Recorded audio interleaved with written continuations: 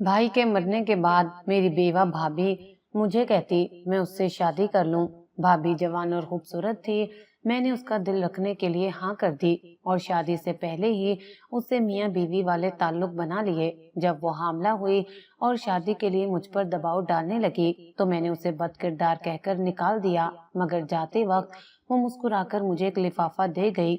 मैंने उसे खोला तो मेरे होश उड़ गए, क्योंकि मैं सोफिया को पसंद करता था और उससे शादी करना चाहता था। मगर जब मुझे मालूम हुआ अम्मा ने उसका रिश्ता मेरे छोटे भाई हमजा से तय कर दिया है, मेरा दिल एकदम से टूट गया था और मैं नौकरी का बहाना करके गांव से शहर आ गया था। मेरा भाई हमजा बचपन से ऐसा था, अगर मैं कोई चॉकलेट पसंद करता तो वो अपनी चीज जमीन पर फेंक देता और रोने बैठ जाता और कहता, सकलैन भाई ने जो चॉकलेट ली है बस वो मुझे चाहिए। माँ बाप दोनों का वो लाडला था, इसलिए वो मुझसे वो चीज खींचकर उसे दे देते और जब मैं रोता तो मुझे थप्पड़ मारकर चुप करवा देते। बस इसी वजह से मैं हमजा से अलग हो गया और आज उसने मेरी पसंद सोफिया, जिसे मैं अपनी शरीके हयात बनाना चाहता था, उसने उस पर भी डाका डाल लिया था। जबकि मेरी बहन सिदरा एक खामोश तबीयत की मालिक थी। गांव से शहर आने के बाद मैं काम में मसरूफ हो गया और इतना मसरूफ हुआ कि दिन रात काम में लगा रहता। और फिर मुझे यहाँ एक ऐसी लड़की मिली जो दौलतमंद थी। उसके बाप का बहुत बड़ा बिजनेस था।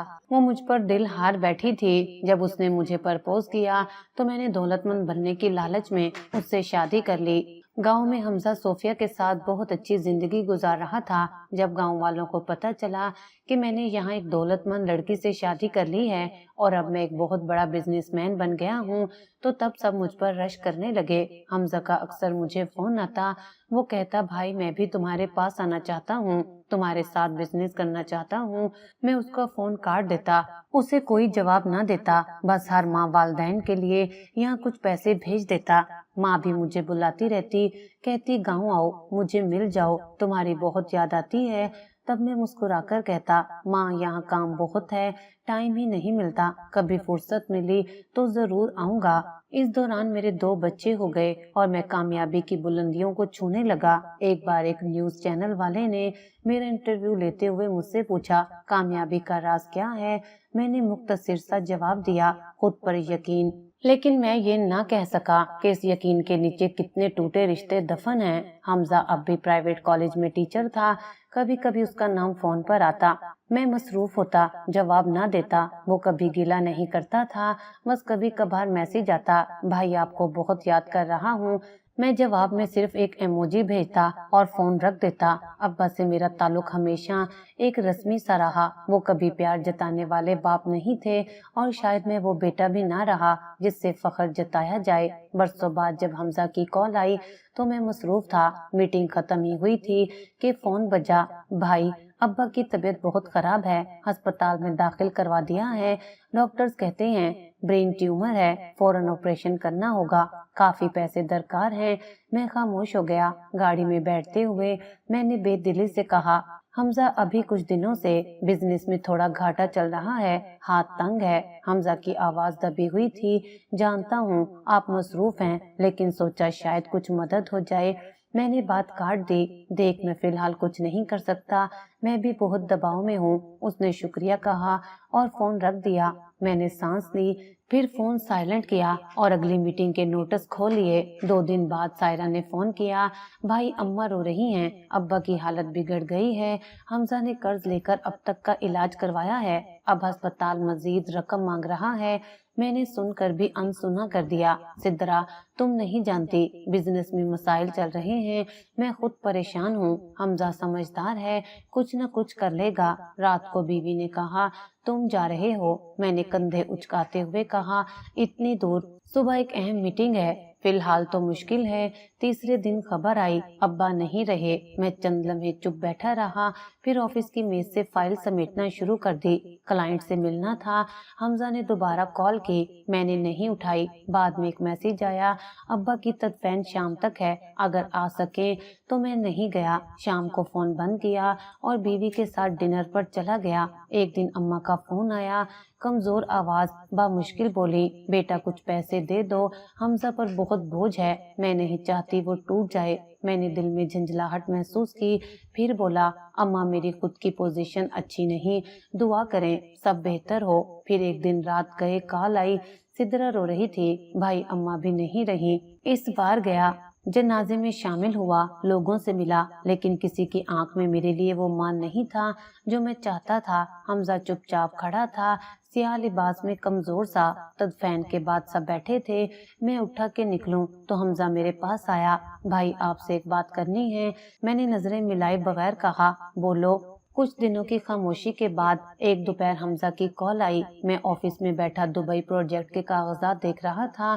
फोन साइलेंट पर था, इसलिए कॉल ना देख सका। व्हाट्सएप पर उसका मैसेज आया, भाई कुछ वक्त मिले तो बात करनी है, बहुत जरूरी है। मैंने मैसेज पढ़ा और चंद लम्हे सोचकर फोन कर दिया। हाँ हमजा क्या हुआ? दूसरी तरफ वो कुछ देर चुप रहा, फिर बोला, अम्मा अब्बा के इलाज के 6 लाख का कर्ज लिया था, लोग मांग रहे हैं, कुछ लोग तो धमकियां दे रहे हैं, जो घर है वो भी गिरवी रखने की नौबत आ गई है। सोच रहा हूँ शायद अगर आप कुछ मदद कर दें तो। मैंने बात काटते हुए कहा, यार हमजा वही पुराना मसला, मैंने पहले भी कहा था मेरे पास फिलहाल मुमकिन नहीं। लेकिन भाई देख, एक काम कर, जो घर अब्बा ने छोड़ा है वो तेरे पास है, तू जानता है मैंने उसमें से कोई हिस्सा नहीं लिया। अगर तुझे इतनी ही मुश्किल है तो तू बेच देना, जो तेरा है उसी से निपटा ले मसला। हमजा कुछ लम्हे चुप रहा, फिर आहिस्ता से बोला, वो घर सिर्फ 4 मरले का है भाई, अगर बेच दूं तो मेरे सर से छत भी चली जाएगी। मैं हंसा, छत्ते बनाने में वक्त तो लगता है ना हमजा, लेकिन कर्ज में डूबकर बैठे रहने से कुछ नहीं होगा। फिर फाइल बंद करते हुए कहा, अपने हिस्से से मेरा हिस्सा बेच दे, मैं तहरीर रजामंदी दे दूंगा, तुझे रोकने वाला नहीं हूँ। हमजा की आवाज धीमी हो गई, शुक्रिया भाई, मैं कुछ सोचता हूँ। फोन बंद हुआ। मैंने घड़ी देखी, 3 बजे थे। दुबई क्लाइंट के साथ वीडियो कॉल का वक्त करीब था। मैंने बाल ठीक किए, शीशा देखा और लैपटॉप ऑन किया। उसी रात बीवी ने पूछा, हमजा कैसा है? सुना कुछ लोग कर्ज मांगने आ रहे हैं। मैंने सरसरी अंदाज में जवाब दिया, सब ड्रामा है, अगर वाकई इतनी तकलीफ होती तो घर बेच देता, लेकिन लोग जज्बात बेचना आसान समझते हैं, कुर्बानी नहीं। बीवी ने हैरानी से देखा, क्या वाकई वो इतनी मुश्किल में है? मैंने कंधे उचकाए, अगर हो भी तो ये उसका मसला है, मेरा नहीं, मैं तो पहले ही काफी कुछ दे चुका हूँ। बीवी कुछ देर खामोश रही, फिर आहिस्ता से बोली, तुम्हारे दिल में क्या वाकई कोई जगह नहीं बची हमजा के लिए? मैंने जवाब नहीं दिया। अगले दिन मामूल के मुताबिक ऑफिस गया। एक नया क्लाइंट आ रहा था, उसका इस्तकबाल शानदार था। कॉन्फ्रेंस रूम में चाय, मिठाइयाँ, सब कुछ तरतीब से रखा गया था। एक मौके पर क्लाइंट ने कहा, सकलैन साहब आपकी कहानी वाकई मुतासिर कुन है, सब कुछ खुद बनाया, खानदान की सपोर्ट भी रही होगी। मैं लम्हे भर को रुका, फिर मुस्कुराकर बोला, बस खुद पर यकीन था। खानदान तो हर एक का होता है, लेकिन कामयाब वही होता है जो खुद उठता है। शाम को ऑफिस से निकला तो रास्ते में हमजा नजर आया। वो बाइक पर जा रहा था, शलवार कमीज पर गर्द जमी हुई थी, पीठ पर बैग लटका हुआ, शायद कोचिंग क्लास से आ रहा था। मैं गाड़ी की खिड़की से उसे देखता रहा, मगर बोला कुछ नहीं। वो मुझे देखे बगैर निकल गया। घर आया तो बीवी ने बताया, खाला की तबीयत भी अब ठीक नहीं रहती, सोफिया का भी बुरा हाल है। हमजा की बीवी है, मगर दिन रात कर्जदारों का सामना करती है। कभी सोचा है क्या गुजर रही होगी उस पर? मैंने बेदिली से कहा, कभी न कभी हर किसी को मुश्किल वक्त देखना पड़ता है, वो भी निकाल ही लेगा खुद को। एक दिन व्हाट्सएप पर हमजा की तस्वीर किसी दोस्त ने भेजी। वो एक पुराने कॉलेज के सेमिनार में मेहमान मुकर्रर के तौर पर गया था, हाथ में माइक, चेहरे पर हल्की सी मुस्कुराहट। कैप्शन था, एक ईमानदार उस्ताद की कहानी। मैंने तस्वीर देर तक देखी, सोचा ये वही शख्स है जिसके पास कुछ नहीं मगर लोग उसे इज्जत देते हैं। फिर मैंने फोन रखा और अगली मीटिंग की तैयारी शुरू कर दी। कई दिनों तक हमजा का कोई पैगाम नहीं आया, लेकिन एक दिन अचानक एक कॉल आई। खाला थी, उन्होंने कहा, बेटा हमजा की तबीयत ठीक नहीं रहती, कर्ज की फिक्र, बच्चों की फीस, हर चीज उसके कंधों पर है, तुम अगर कुछ भी कर सकते हो। मैंने ठंडी सांस ली और रस्मी लहजे में बोला, खाला अगर मैं कुछ कर सकता तो जरूर करता, आप जानती हैं हालात कैसे हैं। उन्होंने धीमे लहजे में कहा, बेटा, दौलत इंसान को बड़ा बनाती है, लेकिन अगर वो दिल को छोटा कर दे तो फिर सब बेकार है। मैंने जवाब दिए बगैर फोन बंद कर दिया। दोपहर के वक्त मीटिंग में था, जब फोन बजा, नंबर नावाकिफ था, नजरअंदाज किया। दोबारा बजा तो फोन साइलेंट पर रख दिया। थोड़ी देर बाद एक व्हाट्सएप मैसेज आया, सिर्फ 4 अल्फाज, हमजा अब नहीं रहा। जिसम एक लम्हे को साकित हो गया। मैंने मोबाइल बंद किया, इर्द गिर्द बैठे लोगों पर नजर डाली। सब किसी प्रोजेक्ट की प्रेजेंटेशन में मसरूफ थे। मैंने चेहरे पर बेतासुर सा तासुर रखा और पानी का घूंट लिया। शाम में वापसी पर बीवी ने दरवाजा खोला तो उसकी आंखों में आंसू थे। अभी सिद्रा की कॉल आई थी, हमजा का एक्सीडेंट हो गया। मौके पर ही जान चली गई। मेरे मुंह से सिर्फ एक लफ्ज निकला, ओह।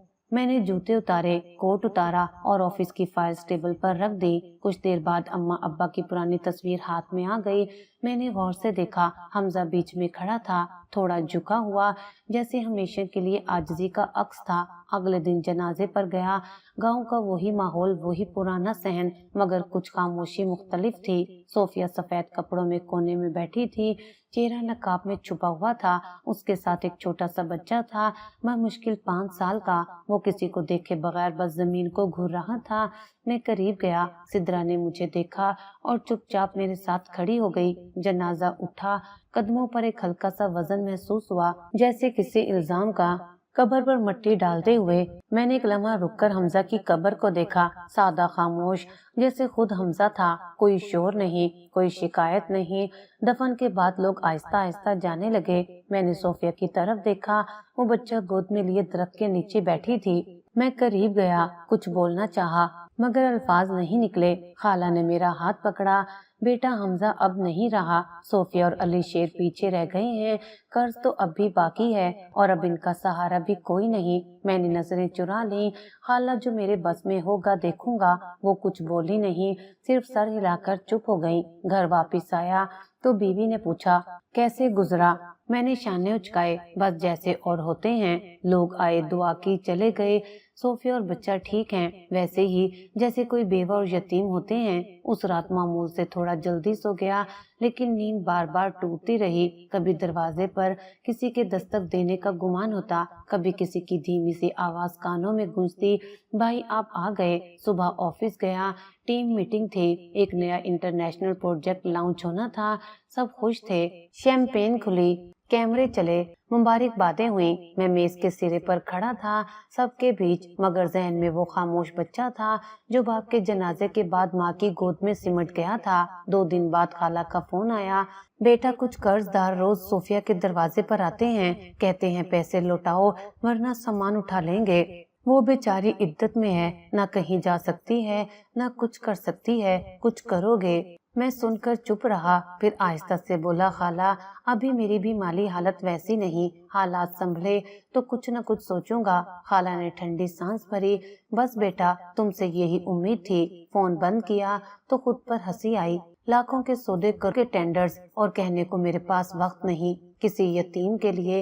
1 हफ्ते बाद सिद्रा का मैसेज आया, भाई हमजा की किताबें और कुछ पुराने कागजात सोफिया ने संभाल कर रखे हैं। उसमें कुछ दस्तावेज हैं जो शायद आपको देखने चाहिए। मैंने मैसेज पढ़ा, जवाब नहीं दिया। एक दिन खाला की कॉल आई, आवाज में पहले से ज्यादा थकन थी। बोली, बेटा, सफिया बहुत परेशान है, कर्जदार रोज दरवाजे पर होते हैं, तुम्हें कई बार फोन किया, तुम उठाते नहीं। वो कुछ कहना चाहती है, बात करवा दूं? मैंने लम्हा भर सोचा, फिर कहा, हाँ करवा दें। चंद लम्हों बाद फोन दूसरी तरफ गया और एक दबी हुई आवाज आई, अस्सलामुअलैकुम सकलैन भाई।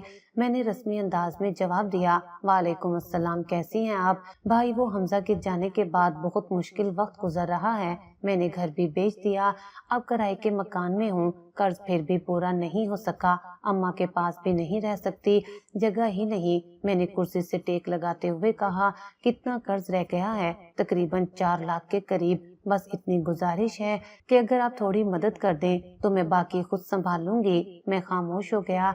दफ्तर में एसी की हल्की आवाज पसे मंजर में चल रही थी और मेरी आंखों के सामने सोफिया का चेहरा आ गया। वही सफेद दुपट्टा, वही लरसती आंखें। देखो सोफिया, मुझे तुम पर तरस आता है, तुम्हारे हालात पर भी, लेकिन सीधी बात करूंगा, जो तुम चाहती हो वो हो सकता है, एक शर्त पर। दूसरी तरफ खामोशी छा गई। میں نے بات آگے بڑھائی، یہاں قریب ہی میرا اپارٹمنٹ ہے، آج رات وہاں آ جاؤ، قرض کی بات وہیں ہوگی، پیسے بھی وہیں ملیں گے۔ ایک طویل لمحہ کچھ نہ بولا گیا، پھر اس کی آواز ابھری، کیا کہا آپ نے؟ میں نے گہری سانس لی، بس اتنا کہ جس قیمت پر تمہیں سکون چاہیے وہ قیمت میں بتا رہا ہوں۔ دوسری طرف خاموشی، پھر اچانک فون بند ہو گیا۔ میں کرسی پر جھک کر بیٹھ گیا، پیشانی پر پسینہ آ گیا۔ نہ جانے کیا تھا اس کے لہجے میں، ایک خاموش احتجاج، ایک ایسی نفرت جو لفظوں میں نہیں سانسوں میں تھی۔ رات تقریباً 9 بجے آفس سے نکلنے ہی والا تھا کہ ریسیپشن سے کال آئی، سر ایک خاتون آپ سے ملنے آئی ہیں، نام صوفیہ ہے۔ میں چونکا، یہاں پر؟ جی سر، نیچے ویٹنگ ایریا میں ہے، ساتھ ایک بچہ بھی ہے۔ میں نے فوراً کہا بھیج دو اوپر۔ کچھ ہی دیر میں دروازہ کھلا اور وہ اندر آئی، سفید دوپٹہ سر پر، بچے کا ہاتھ تھامے وہ میرے سامنے کھڑی ہو گئی۔ میں نے اسے بیٹھنے کا کہا، وہ کھڑی رہی۔ صوفیہ تم آئی ہو؟ خوشی ہوئی۔ اس نے جواب نہیں دیا، صرف میرے قریب آئی، بچے کا ہاتھ چھوڑا اور پوری قوت سے میرے منہ پر ایک تھپڑ رسید کیا۔ کمرے میں مکمل خاموشی چھا گئی۔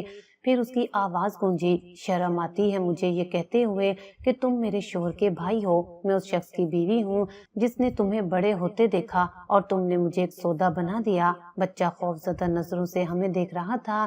وہ پلٹی دروازے کی طرف بڑھی، پھر رک کر بولی، تمہارے پاس سب کچھ ہے لیکن عزت نہیں۔ تمہارے محل کی دیواریں اونچی ہوں گی مگر تمہارا ضمیر زمین میں دفن ہو چکا ہے۔ اور وہ چلی گئی۔ میں کرسی پر بیٹھا رہا، چہرہ جل رہا تھا، نہ صرف تھپڑ کی وجہ سے بلکہ اس خاموشی کی وجہ سے جو میرے اندر ابھرتی جا رہی تھی۔ اگلے دن آفس آیا، سب کچھ معمول پر تھا لیکن ایک انجانا بوجھ ہر لمحہ ساتھ چلنے لگا۔ رات بیوی نے پوچھا، کل تمہارا فون بند جا رہا تھا، کوئی خاص بات تھی؟ میں نے ٹال دیا، میٹنگ تھی، دیر ہو گئی تھی۔ فون کی اسکرین پر اس کے نام کا کوئی نشان نہیں تھا لیکن ذہن میں وہ لمحہ بار بار گونج رہا تھا، بچہ، تھپڑ اور وہ آخری جملہ، تمہارے پاس سب کچھ ہے لیکن عزت نہیں۔ 2 دن بعد خالہ کی کال آئی، صوفیہ بہت ٹوٹ گئی ہے، کچھ نہیں بولتی، کھانا بھی کم کھاتی ہے۔ علی شیر بار بار پوچھتا ہے، امی ہم بڑے ہو کر کہاں جائیں گے؟ میں نے جواب میں کچھ نہیں کہا، فون بند کیا اور بہت دیر تک ساکت بیٹھا رہا۔ کامیابی کی راہ پر جب سب کچھ حاصل ہو جائے اور ایک تھپڑ تمہیں بتا دے کہ تم اصل میں کیا ہو تو انسان کو آئینہ نہیں، خاموشی کا سامنا کرنا پڑتا ہے۔ اس رات مجھے پہلی بار لگا کہ شاید میں کچھ ہار چکا ہوں، مگر کیا وہ میں بھی نہیں جانتا تھا۔ کئی دن گزر گئے، آفس میں سب معمول کے مطابق چل رہا تھا لیکن ذہن میں ایک عجیب بے چینی نے جگہ بنا لی تھی۔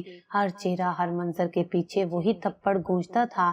کبھی آئینے میں خود کو دیکھتا تو چہرہ اجنبی لگتا۔ پھر ایک دن خالہ کا فون آیا، آواز میں پرانی والی گرم جوشی نہیں تھی، بیٹا صوفیہ نے ہم سے کہہ دیا ہے کہ وہ تم سے کبھی بات نہیں کرے گی۔ میں نے فوراً کہا، خالہ مجھے اس سے معافی مانگنی ہے، اس دن مجھ سے بہت بڑی غلطی ہو گئی تھی، میں خود بھی شرمندہ ہوں۔ خالہ کچھ لمحے چپ رہی، پھر بولی، تم سچ کہہ رہے ہو نا؟ ہاں خالہ، میں واقعی شرمندہ ہوں، صرف ایک بار اس سے ملنا چاہتا ہوں۔ اسی شام صوفیہ کا نمبر پھر ایک بار اسکرین پر ابھرا، السلام علیکم سکلین بھائی۔ وعلیکم السلام صوفیہ، بس یہی سننا تھا کہ تم نے بات کرنا قبول کر لیا۔ خالہ نے کہا کہ آپ معافی مانگنا چاہتے ہیں؟ ہاں، میں نے جو کچھ کہا وہ بہت گھٹیا تھا، نہ جانے کیوں اس لمحے میں انسان نہیں رہا تھا۔ وہ صرف خاموش رہی، پھر آہستہ سے بولی، جو کچھ آپ نے کہا وہ صرف الفاظ نہیں تھے، اس نے بہت کچھ توڑ دیا ہے، میں جانتا ہوں، اور یہی تو کہنا ہے، بس ایک بار ملو، سامنے بیٹھ کر معافی مانگنا چاہتا ہوں۔ نہیں بھائی، بات فون پر بھی ہو سکتی ہے۔ صوفیہ، میرے دل سے بوجھ نہیں ہٹے گا جب تک تم مجھے دیکھ کر نہ کہو کہ تم نے معاف کیا۔ میں ہوٹل ایونیو گراڈ میں ایک میٹنگ میں ہوں، وہاں آ سکتی ہو؟ چند منٹ کی بات ہے۔ تھوڑی دیر خاموش رہی، پھر اس نے کہا، ٹھیک ہے، آ جاتی ہوں، لیکن صرف 5 منٹ۔ وقت مقرر تھا، میں ہوٹل پہنچ گیا، پہلے یہ کمرہ بک کروا رکھا تھا، استقبالیہ پر ہدایت دے دی تھی کہ وہ آئی تو سیدھا میرے پاس بھیج دے۔ 5:30 بجے کمرے کا دروازہ بجا، میں نے کھولا، وہ دروازے پر کھڑی تھی، سفید دوپٹہ، تھکی ہوئی آنکھیں اور ہاتھ میں بیگ۔ السلام علیکم۔ وعلیکم السلام، اندر آؤ۔ यही बात कर लें, मुझे जल्दी वापस जाना है। अली शेर घर पर है। हाँ हाँ आओ बैठो। बस चंद लम्हे। वो हिचकिचाते हुए अंदर दाखिल हुई। मैंने दरवाजा बंद किया और बोतल से पानी निकालकर उसके सामने रखा। सोफिया, तुम मेरे भाई की बीवी हो, मेरी इज्जत हो। मैंने जो कुछ किया उस पर मुझे सख्त शर्मिंदगी है। उसने नजरें झुका ली। अगर वाकई शर्मिंदा हो तो फिर दोबारा कभी ऐसी बात ना करना। मैंने आहिस्ता से कहा, मैं तुमसे बस एक आखिरी दरखास्त करना चाहता हूँ। फिर मैं उसके करीब हुआ और बात बदल दी। सोफिया, तुम इतनी खूबसूरत हो, तुम्हें देखकर लगता है जैसे वक्त थम गया हो। वो एकदम चौंकी, पीछे हुई। क्या भाई, आप क्या कह रहे हैं? मैंने आगे बढ़ते हुए दरवाजा लॉक कर दिया। तुमने मेरे मुंह पर थप्पड़ मारा था, याद है? उस वक्त मेरी अना जख्मी हुई थी। आज मैं वो हिसाब बराबर करना चाहता हूँ। सकलैन भाई प्लीज, ये क्या कर रहे हैं? बस एक बार सब खत्म हो जाएगा, फिर कर्ज, इज्जत सब वापस मिल जाएगा। वो पीछे हटी, दीवार से लगी, हाथों से मुझे रोका। मेरे शोहर का आप पर इतना हक था कि मैं आपके सामने सर उठाकर खड़ी रह सकूं। आपने वो भी छीन लिया। मैंने उसकी एक न सुनी, बस अपनी आग बुझाने में मसरूफ रहा। लम्हे गुजरे, चीख दबी रही, इज्जत रौंदी गई। वो चुपचाप उठकर दरवाजे की तरफ बढ़ी। मैंने कुछ बोलना चाहा, पर उसने मुड़कर देखे बगैर बस इतना कहा, अब तुम मेरे लिए मर चुके हो। दरवाजा बंद हुआ। कमरे में सन्नाटा फैल गया। मैं सोफे पर बैठा लंबी सांस लेता रहा, जैसे किसी जंग का फातेह बनकर लौटा हूँ। बदला पूरा हुआ। दिल ने कहा, हाँ बदला। जिसने मुझे थप्पड़ मारा, मैंने उसके वकार को रौंद दिया। मेरे अंदर के जख्म का हिसाब पूरा हुआ। लेकिन शायद कुछ वक्त था जो फिर भी उधारा रह गया। कमरे में रोशनी थी, मगर मुझे अपने साए तक से घिन आने लगी थी। फिर भी मैंने खुद को कायल किया कि जो किया ठीक किया। रात घर पहुंचा तो बीवी ने पूछा, कहाँ थे? फोन बंद था। एक जरूरी मीटिंग थी। कौन सी मीटिंग? तुमने सोफिया को घर क्यों नहीं बुलाया? होटल में क्यों बुलाया? मैं साकित हो गया। उसने तुम्हें बताया? सुबह फोन आया था उसका, मैंने झूठ गढ़ दिया। बस कर्ज की बात थी, वो बार बार पैसे मांग रही थी। मैं बिजी था इसलिए होटल में बुलाया। कुछ नहीं हुआ। बीवी ने बस मेरी तरफ देखा और कमरे में चली गई। मैं दरवाजे के करीब खड़ा रहा। मेरे पास दुनिया थी, दौलत, इज्जत, ताकत, मगर अंदर एक बदबू थी जो शायद किसी खुशबू से छुपाई नहीं जा सकती थी। अगले दिन सुबह नाश्ते की मेज पर खामोशी थी। बीवी ने कई बार मेरी तरफ देखा, मगर कुछ नहीं कहा। मैंने अखबार उठाया, कॉफी का घूंट लिया और फोन पर आने वाले नोटिफिकेशन चेक करने लगा। उसकी नजरें मुझ पर जमी हुई थी। सोफिया ने तुम्हें सुबह फोन क्यों किया था? आखिरकार उसने पूछ ही लिया। मैंने अखबार नीचे रखा, नरमी से कहा, बस कर्ज की बात थी, कुछ रकम चाहती थी। मैंने कहा वक्त नहीं, इसलिए होटल में बुलाया और तुम दोनों अकेले थे। हाँ, लेकिन सिर्फ बात हुई, कुछ और नहीं। वो मुझसे बदसन है और शायद वो तुम्हें भी मेरे खिलाफ करने की कोशिश कर रही है। वो खामोश हो गई। मैं बात खत्म समझकर उठकर कमरे में चला गया, मगर उसकी खामोशी में कुछ था, कोई शक, कोई अंदेशा। उस रात सोने गया तो देर तक नींद नहीं आई। एक अजीब बेचैनी सी थी। आंख लगी तो ख्वाब में एक धुंधला मंजर उभरा। हमजा सफेद कपड़ों में मेरी तरफ देख रहा था। पसे मंजर में दरख्तों की कतार और मट्टी की एक कब्र। वो आहिस्ता से बोला, भाई तुम्हें अभी और अमीर होना है। मेरी कब्र के करीब खजाना है, ले लो, जल्दी करो। मैं हड़बड़ा कर उठा, माथे पर पसीना था। बीवी ने चौंक कर पूछा, क्या हुआ? कुछ नहीं, बस ख्वाब में कुछ अजीब सा मंजर देखा। हमजा था। मैंने चौंक कर उसे देखा। तुम्हें कैसे पता? अंदाजा है, कई दिनों से तुम कुछ और ही लग रहे हो। बस ऐसे ही कहकर मैं पानी पीने उठ गया। अगले दिन ऑफिस में काम था, लेकिन जहन बिखरा हुआ। फाइलें खोलता बंद करता रहा। एक पुरानी नोटबुक खोली जिस पर हमजा ने कभी चंद अशआर लिखे थे जो उसने मुझे बचपन में दी थी। सफ़े पलटते पलटते वही ख्वाब आंखों के सामने आ गया। कब्र, हमजा, खजाने का जिक्र। खजाना, मैंने खुद से कहा, फिर हंसा। क्या मैं वाकई ख्वाबों पर यकीन कर रहा हूँ? शाम में घर पहुंचा तो एक और अजीब वाकया हुआ। बीवी ने कहा, आज एक फकीर दरवाजे पर आया था। उसने सिर्फ इतना कहा, कुछ दे दो भाई के सदके। मैं ठटक गया। क्या कहा? यही अजीब सा था। सफेद दाढ़ी, छड़ी थामे। मैंने बात बदली, लेकिन दिल में एक थरथराहट सी दौड़ गई। ख्वाब, फकीर, हमजा का नाम, सब कुछ एक दूसरे से जुड़ा महसूस होने लगा। अगली रात फिर ख्वाब आया। वही मंजर, लेकिन इस बार कब्र पर एक निशान था, जैसे किसी ने कदाल से खोदने की कोशिश की हो। हमजा करीब आकर बोला, भाई वक्त कम है, जल्दी कर लो, जो खजाना है वो तुम्हारे लिए है, किसी और के हाथ लगा तो तुम हाथ मलते रह जाओगे। मैं पसीने में भीगा हुआ उठा, सांस तेज थी, बीवी जाग रही थी। बोली, फिर वही ख्वाब? मैंने इस बात में सर हिलाया। हाँ, और इस बार कुछ ज्यादा वाज़ेह था। सकलैन, ये ख्वाब बस ख्वाब है, इनके पीछे ना जाओ, तुम्हें सुकून चाहिए। जो कुछ तुमने किया है, शायद ज़मीर अब शोर कर रहा है। मैंने कोई जवाब नहीं दिया। आंखों में वो मंजर गर्दिश कर रहा था। दिन में भी काम के दौरान जहन बार बार उधर चला जाता, क्लाइंट्स की बात सुनता, जवाब देता, लेकिन फिर एक तस्वीर बार बार उभरती, हमजा की कब्र और खजाने का इशारा। फिर एक दिन जब ये ख्वाब मुसलसल 10 रातों से आया, मैंने फैसला कर लिया, किसी से कुछ नहीं कहा, रात होने दी और कार में निकल पड़ा। गांव का रास्ता खामोश था, विंडशील्ड पर बारिश की बूंदें पड़ने लगी। मैंने गांव की गली में गाड़ी रोक दी। चारों तरफ सन्नाटा था। कब्रिस्तान की दीवार अबूर की और हमजा की कब्र के पास जाकर खड़ा हो गया। चांदनी मध्यम थी, फिजा में हल्की नमी। कब्र के पास जाकर मैंने जमीन को गौर से देखा। ख्वाब की तरह कुछ गैर मामूली नहीं था, लेकिन दिल की धड़कन तेज हो रही थी। फिर मैं पीछे मुड़ा, जैसे कोई आहट महसूस की हो। दरख्तों के पीछे कोई हरकत सी हुई। मैंने मोबाइल की टॉर्च ऑन की, लेकिन कुछ नजर न आया। वापस मुड़कर कब्र को देखा और आहिस्ता से कहा, हमजा, अगर तुम चाहते हो मैं वहां देखूं तो कोई इशारा दो। कुछ लम्हे गुजरे, फिर हवा का झोंका आया। मेरे सामने कब्र के कोने की मिट्टी थोड़ी सी धंस गई। मैं चौंक गया। ये क्या था? दिल तेजी से धड़कने लगा। फिर अचानक एक ख्याल आया, क्या ये सब मेरा वहम है? ये शायद मेरी अपनी ही जहनी शिकस्त। मैं चंद लम्हे वहीं बैठा रहा, कुछ ना खोदा, कुछ ना चेक किया, बस खाली नजरों से जमीन को देखता रहा। वापसी पर गाड़ी चलाते हुए बार बार आईने में देखता रहा, जैसे कोई पीछे बैठा हो। सच, अब एक साया बनकर मेरे साथ चलने लगा था, न छुपता था न रुकने देता था। रात का वक्त था।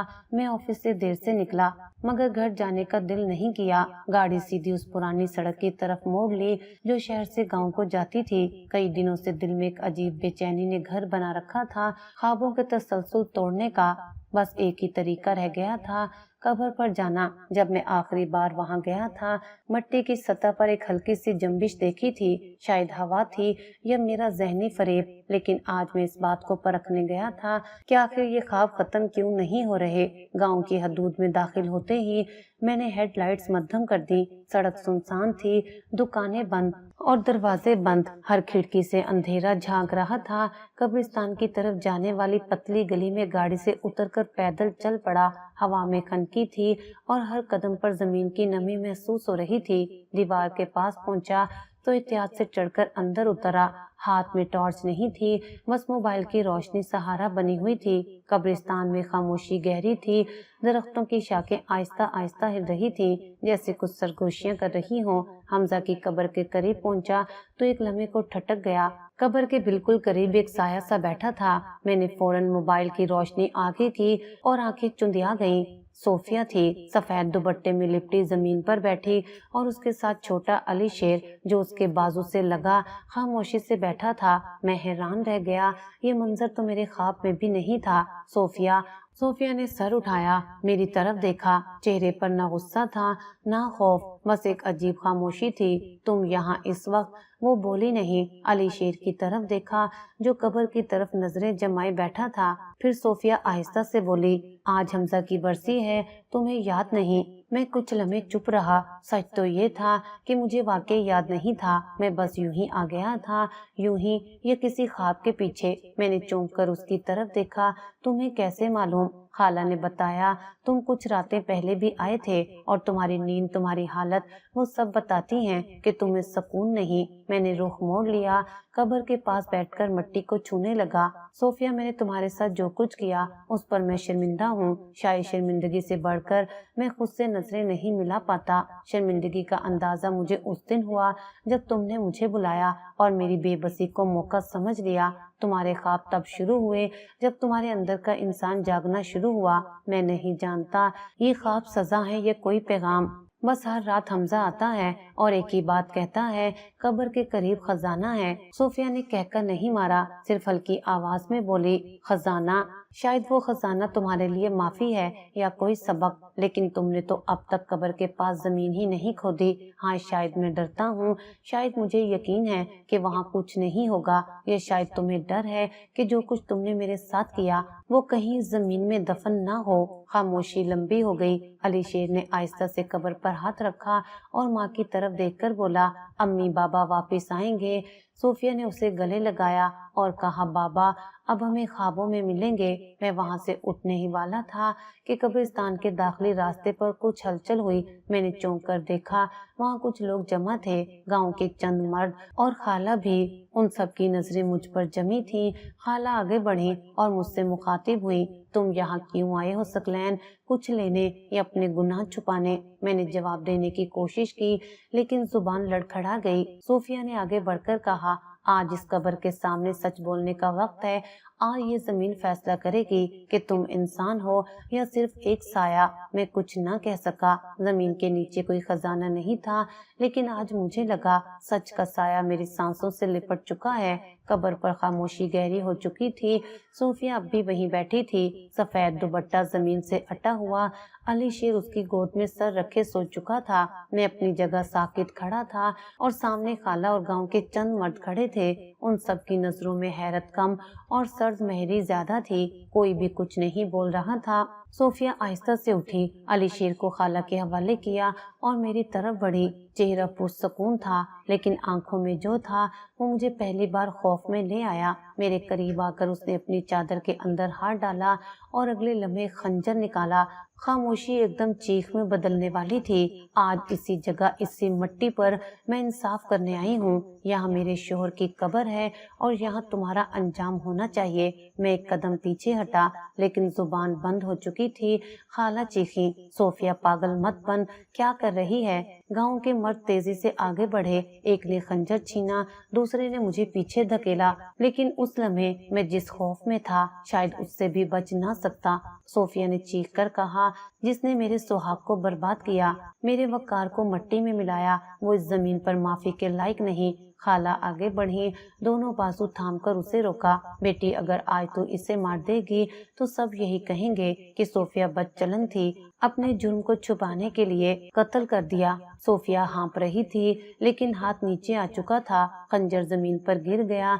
बुजुर्गों में से एक ने कहा, अब बात सुनी जाएगी, उसकी भी और तुम्हारी भी, फिर फैसला होगा। सब मुझे देखने लगे। मैंने एक पल आंखें बंद की, फिर कहा, मैं तैयार हूँ, जो पूछना है पूछो, जो सजा देनी है दो। सोफिया खामोश खड़ी थी। खाला उसे एक तरफ ले गई। गांव के बड़े, जिनमें 2 इमाम मस्जिद और एक रिटायर्ड उस्ताद भी शामिल थे, चारपाई पर बैठे।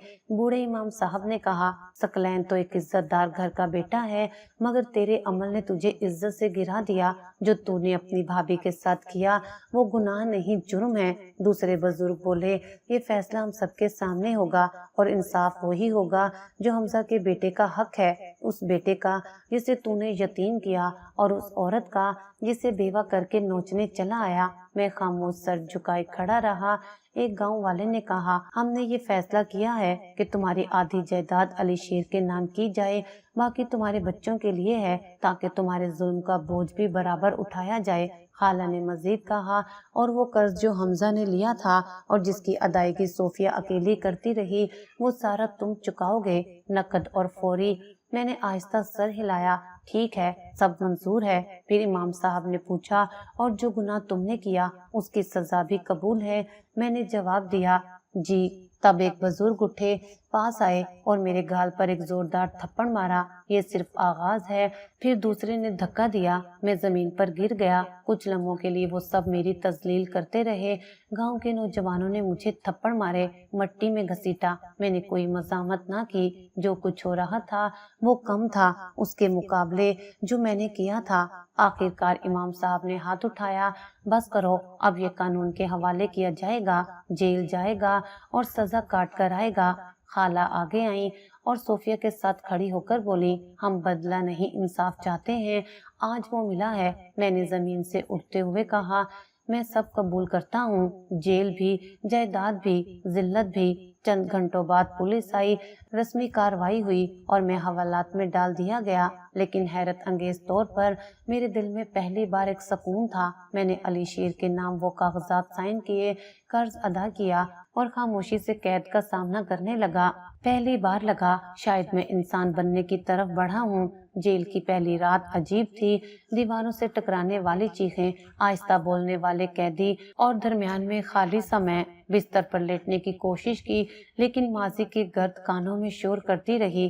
پہرا دینے والے سپاہی نے چادر پھینکی اور طنزیہ انداز میں کہا، صاحب لوگ اب نیند کہاں آتی ہوگی۔ میں چپ رہا۔ کمرے میں 4 اور قیدی تھے مگر کوئی بولنے کا خواہش مند نہیں تھا۔ وہ مجھے ایسے دیکھ رہے تھے جیسے کوئی فلمی کردار سامنے آ گیا ہو، جیسے میں کوئی خاص مجرم ہوں، اور شاید تھا بھی۔ صبح ہونے تک آنکھ لگی نہ دل ہلکا ہوا، صرف ایک ہی سوچ، کیا اب معافی مل سکتی ہے؟ کیا 15 سال کافی ہوں گے اس جرم کے لیے جس کی سزا ایک لمحے نے پھیلائی؟ چند دن بعد ایک جیل ملازم آیا، بولا باہر سے کوئی کاغذ آیا ہے تمہارے کاروبار کے حوالے سے۔ میں نے دستخط کیے اور دستاویز دیکھی۔ وکیل نے وہ بندوبست مکمل کر دیا تھا جس کے تحت میری کمپنی کا منافع ہر مہینے 3 حصوں میں تقسیم ہوتا۔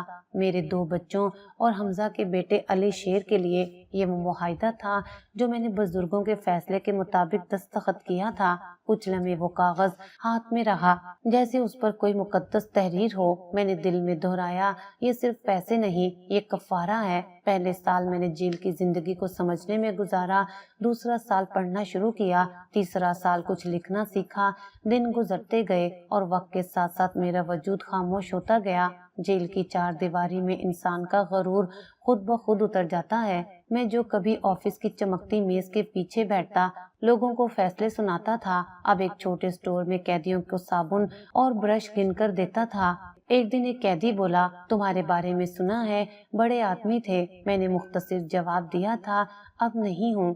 وہ ہنسا، ایسا کچھ نہیں، یہاں سب برابر ہوتے ہیں، بس جرم چھوٹا یا بڑا ہوتا ہے۔ میں نے صرف اتنا کہا، کچھ جرم انسان کے باہر نظر آتے ہیں، کچھ اندر دفن ہوتے ہیں۔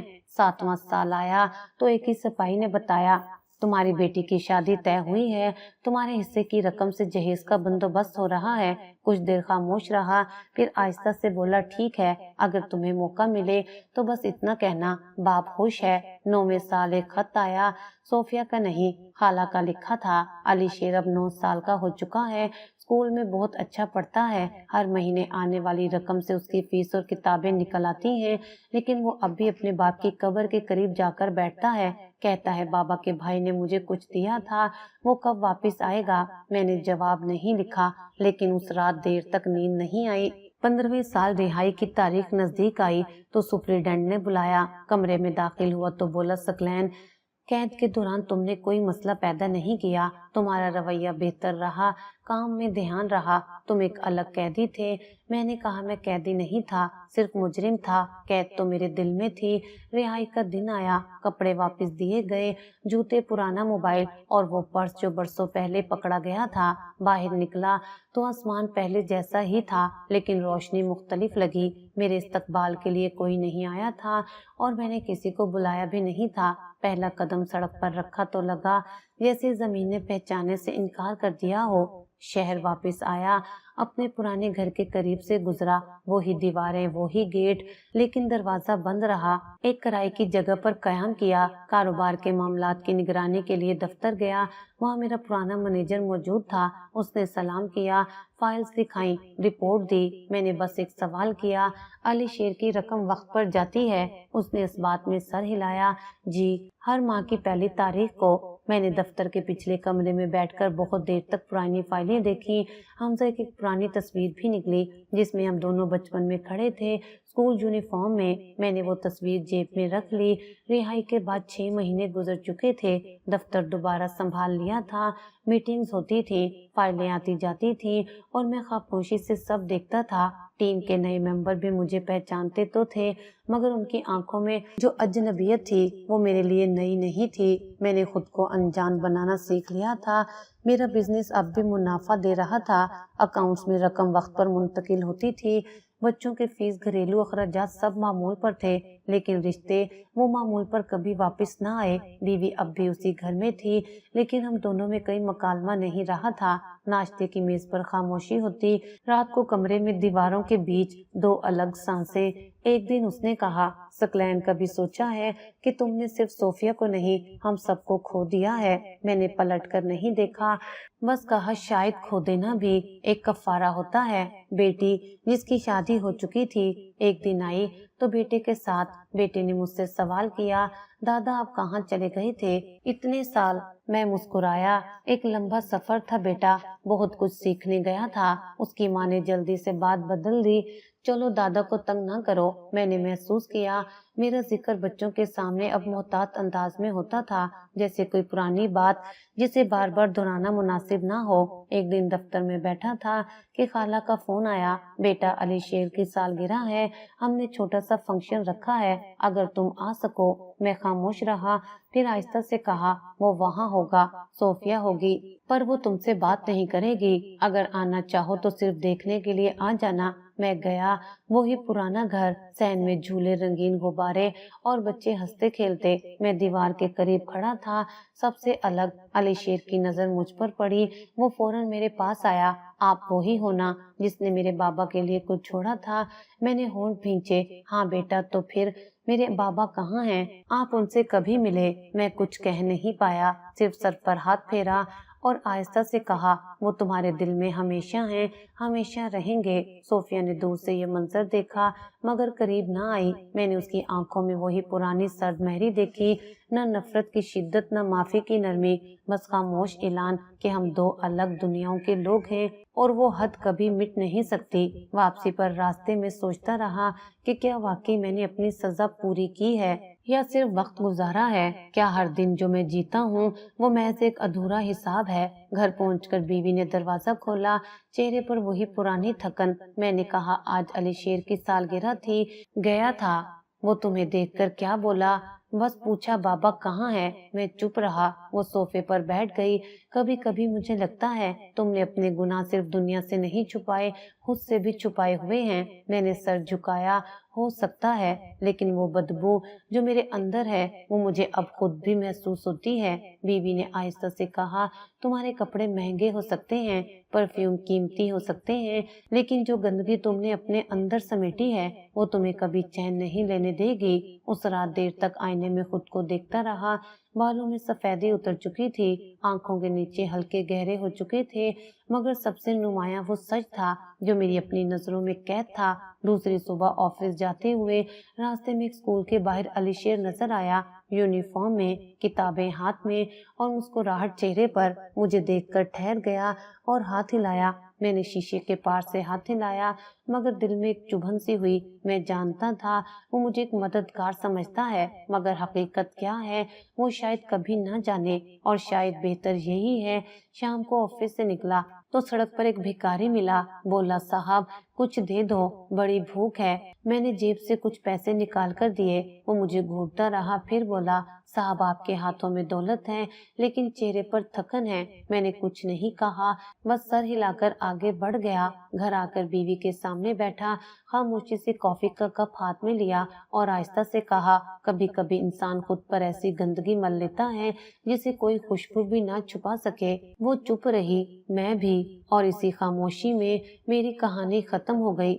यह शायद अभी बाकी है।